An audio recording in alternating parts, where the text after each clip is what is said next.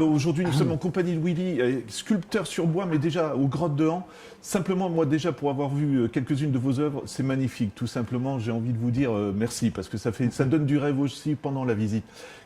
D'où ça vous est venu justement cette passion, on va dire, ou cet art plus tard, mais je pense que ça a commencé par une passion, une découverte à la base. En fait, c'est la suite d'un accident de travail. Et j'étais bûcheron et voilà, c'est une reconversion en fin de compte. Voilà. Et un ami m'a demandé si je pouvais lui sculpter un ours. J'étais en arrêt de travail, accident de travail, et j'ai dit je vais essayer. Et puis voilà, j'ai fait ça. J'ai fait ma première sculpture. Comment on se sent devant une bille de bois? C'est idiot hein, ce que je vais dire, c'est très naïf, mais est-ce qu'on se laisse inspirer? Comment ça se passe quand on a quelque chose à créer tout simplement? Ouais, en fait, quand je dois faire une sculpture, j'essaye de m'imprégner du résultat en fait. Par exemple, si je dois faire un ours, je regarde les ours, comment ils se comportent, je regarde l'aspect, comment dirais-je, l'aspect physique, l'aspect, les mouvements, la fourrure, comment ça se positionne, comment ça, voilà, un peu tout ça en fait, le regard. Et puis, je fais des dessins, des petits croquis pour l'avoir en 3D dans mon esprit. Et après, je prends une bille de bois qui a à peu près la taille de ce que je veux faire. Hein, et puis, voilà, et je visualise là. En fait, je visualise le résultat dans la bille de bois. En fait. Voilà.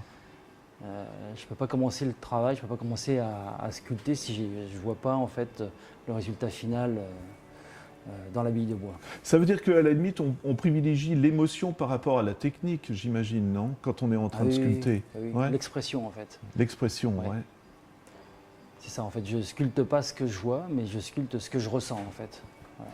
Ça veut dire comment aussi? Parce qu'au départ, j'imagine qu'il faut faire un plan ou c'est très, comment on va dire? Moi, c'est très concret, j'imagine, et on fait un plan. On imagine la forme ou est-ce qu'on peut avoir de l'inspiration ou on peut se laisser aller devant l'œuvre justement en train d'être créée? C'est un peu tout ça. Hein. Ouais. C'est un peu tout ça. Il y a une partie figurative de toute façon. Parce que si je fais un ours ou un aigle ou, ou un humain en fait, il faut que ça soit vraiment, il faut que ça ressemble à ce que je veux faire. Mais il y a vraiment le côté... il y a vraiment un côté très ressenti, en fait. Il y a une part de vous dedans, alors, à chaque fois? Ah oui, toujours, ouais. Ouais. Ah, oui. Moi, ce que je trouve, c'est que vous vous appropriez la réalité. Est-ce que vous seriez d'accord avec ça, justement? Ouais, enfin, c'est ma réalité, c'est juste une projection de mon esprit, comment je perçois les choses, quoi, bien sûr. Hein. C'est plutôt... voilà, j'essaye de mettre beaucoup d'émotions, en fait. Voilà, J'ai vu des gens... pleurer devant mes sculptures, par exemple. J'ai fait une Vierge, par exemple, de 6 mètres de haut, la Vierge Marie de 6 mètres de haut dans les Hautes-Pyrénées, pas très loin de Lourdes. J'ai vu plusieurs personnes vraiment avoir les larmes aux yeux et même pleurer devant cette sculpture. Ouais. De toute façon, il faut s'impliquer, j'imagine, à chaque œuvre, même si parfois c'est des commandes, peut-être ça vous parle moins, mais il faut que vous vous l'appropriez aussi, j'imagine, non? Oui, de toute façon, je ne pourrais pas sculpter quelque chose qui suis pas moi, quoi, qui n'est pas moi, je veux dire. C'est pas possible, quoi. Faut voir, c'est vraiment, je sculpte ce que je ressens, quoi. Et justement, moi, je me disais, est-ce que vous vous souvenez de la première émotion quand on vous a dit, je suis peut-être quand même fait pour ça? Parce que, comme vous l'expliquez, on vous a demandé, mais amicalement. Et après, qu'est-ce qui vous a donné envie de continuer, finalement? Déjà, ça m'a plu de le faire. Et puis, ouais, je sentais qu'il y avait vraiment quelque chose à trouver, quelque chose à creuser là-dedans. Il y avait vraiment quelque chose vraiment à apporter, quoi. Laisser, je sais pas, une trace qui puisse apporter quelque chose. Je sais pas, il y avait une idée comme ça en fait. Est-ce qu'on est en constante recherche, justement, parce que maintenant, je pense que vous avez beaucoup d'expérience, mais quand on regarde le détail de vos sculptures, il y a quelque chose de vraiment émouvant aussi, parce que là, il y a vraiment la main humaine, hein, tout simplement. Ouais. Qui tient la tronçonneuse pour le coup. Voilà, ouais. En plus, c'est parce que c'est un autre défi, ça. Hein. Vous pouvez nous en parler un petit peu, comment ça se passe concrètement? C'est de grosses tronçonneuses, petites tronçonneuses, il y a des tas de... Oui. Bah, de toute façon, il faut. J'ai une machine assez grosse pour dégrossir quand c'est des grosses billes de bois. Je peux pas faire ça avec une petite machine. Et puis de plus en plus petite. Et puis après, à la fin, j'ai une petite tronçonneuse avec un guide effilé, ce qu'on appelle un guide carving, et qui est relativement pointu, avec une chaîne très fine. Et là, ça me permet de faire vraiment des finitions, des détails. Vraiment très très fin quoi. Et là pour le coup par exemple que ça soit un visage ou la tête d'un animal, vous finissez par ça ou est-ce que vous faites le corps d'abord? Est-ce qu'il y a des étapes ou est-ce qu'à chaque œuvre c'est une autre façon de travailler? Bon, il y a toujours quand même une trame, c'est-à-dire que il y a toujours... déjà la sculpture je ne la fais pas par partie en fait, c'est un ensemble, voilà. C'est une vue d'ensemble. Ça revient à ce que vous disiez tout à l'heure que vous vous mettiez à l'intérieur finalement. Ouais, c'est une vue d'ensemble, je ne vais pas faire une tête et puis après une aile ou un pied c'est vraiment une vue d'ensemble pour garder une certaine harmonie de toute façon de la pièce finale quoi. Et en fait, donc je dégrossis avec la grosse et puis de plus en plus ça s'affine en fait. Il y a vraiment voilà. Et l'idée c'est pas de sculpter aussi, c'est pareil. Si je fais un ours avec la patte en l'air comme ça, il y a la fourrure dessus, donc il faut sculpter la fourrure, mais en fait, moi, ce que je visualise, en fait, c'est l'intérieur, en fait, ce qu'il y a en dessous la fourrure. Il y a les muscles, les os, et ça a sa place, ça a une forme, en fait. Et en fait, la fourrure est faite. Enfin, je sculpte évidemment, j'enlève la matière de l'extérieur, mais en visualisant l'intérieur, en fait. Donc, ce qui fait qu'il y a des mouvements qui deviennent de plus en plus légers au fur et à mesure que vous arrivez à la forme que vous voulez obtenir. Et je vais carrément rajouter, mais je suis en train de réfléchir à ça. Est-ce que c'est un peu une naissance pour vous? Est-ce qu'il y a une émotion quand vous voyez la pièce prendre vraiment en forme dans les dernières étapes? Oui. Plus ça avance en général, plus je perçois ce que je ressens, plus je perçois à l'extérieur ce que je ressens à l'intérieur, et plus l'inspiration arrive en fait, plus l'inspiration monte. Et ça c'est difficile à expliquer, mais il y a une certaine, satisfaction, une certaine, une joie finalement. Est-ce qu'il y a une excitation aussi quelque part? Et on en parlait tout à l'heure, c'est ça, je me disais, mais du coup il ne faut pas s'emporter non plus, parce que je pense qu'on arrive à la fin, on est tellement content qu'on a peur de faire un faux mouvement, ou on montrera encore des photos, parce que là ça a l'air un petit peu abstrait, mais je pense par exemple à l'aigle que vous m'avez présenté tout à l'heure. Quand il tient sur une aile, voilà, là on arrive, je sais pas, c'est de l'équilibre, c'est de la délicatesse, de la poésie quelque part, tout ça, non? Ouais. Mais il faut vraiment qu'on ressente en fait, il y a vraiment un côté ressenti du mouvement. Je sais que si je sculpte vraiment, par exemple là, cette légèreté là, de la plume qui tient juste comme ça sur le socle, forcément les gens vont le ressentir aussi. Il y a vraiment c'est une émotion en fait. Hein. Et ça c'est vraiment de l'humain, quoi. J'ai l'impression, vraiment, quand on est devant l'œuvre, on pense à l'artiste aussi. Est-ce que vous seriez d'accord ou pas?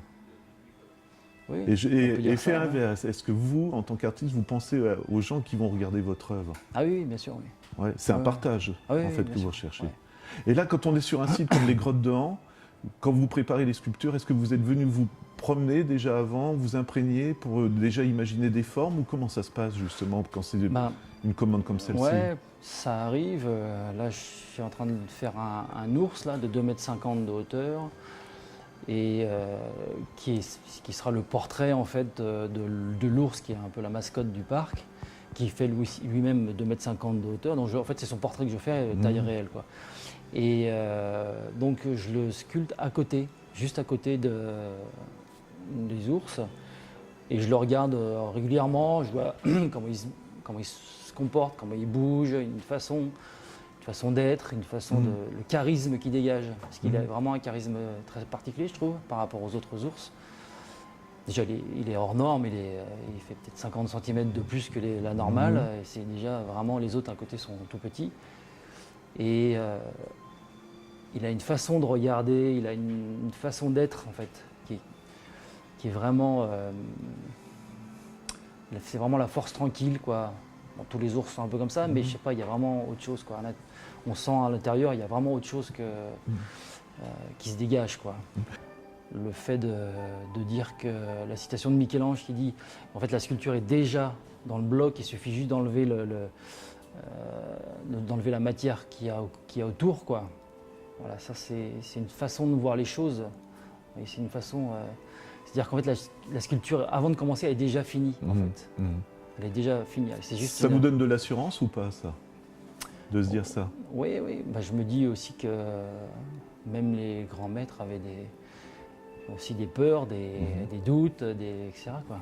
Surtout pour la taille directe, quoi. Voilà. Mais c'est justement plus facile un être humain ou un animal en sculpture? Un animal, c'est plus facile. Ouais. Plus facile. Ouais. Les humains, c'est ce qu'il y a de plus difficile. Ouais. Les visages, les mains, les pieds, c'est vraiment ce qu'il y a de plus difficile. Et vous me le disiez, c'est aussi le regard. Hein. C'est ça, il ne faut pas rater le regard. Ouais. Hein.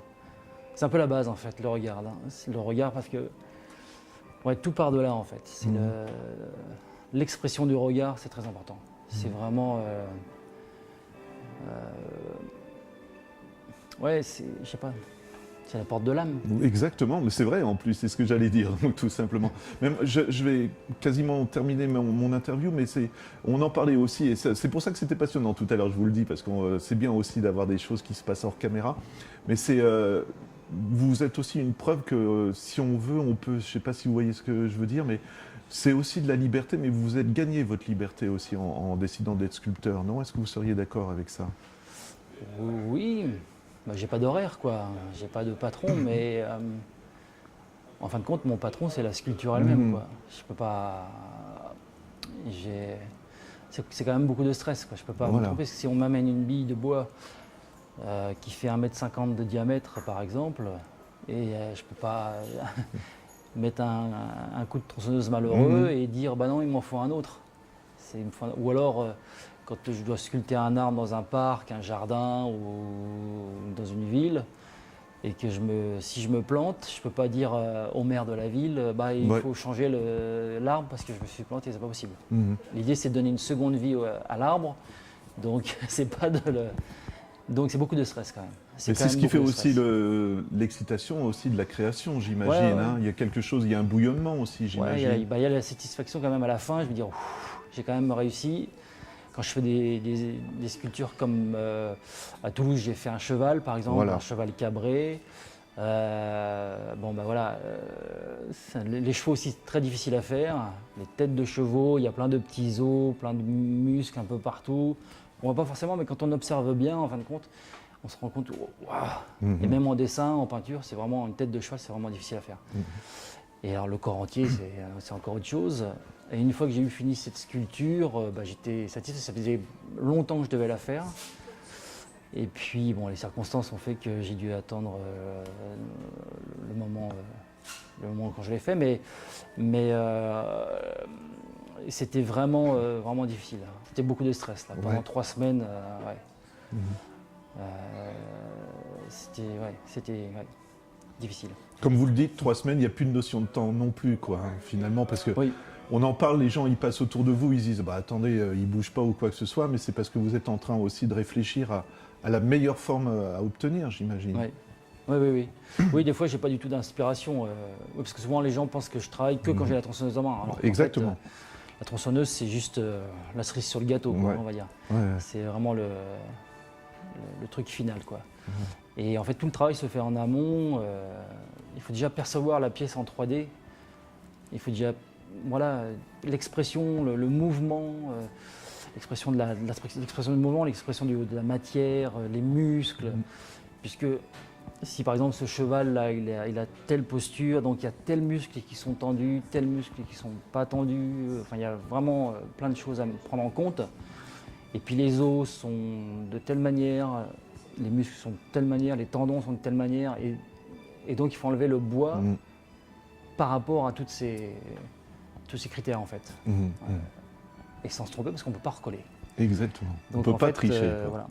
Donc c'est vrai que des fois je suis devant la sculpture et puis il n'y a rien qui vient, il n'y a rien qui monte, je n'ai pas d'inspiration, donc je vais faire un tour, ou je vais boire un thé, ou je vais. Voilà. Et c'est à elle de trouver la solution du coup ou... Ouais. Ouais. Faut lâcher le mental en fait. Ouais, C'est le mental qui nous exactement. empêche de.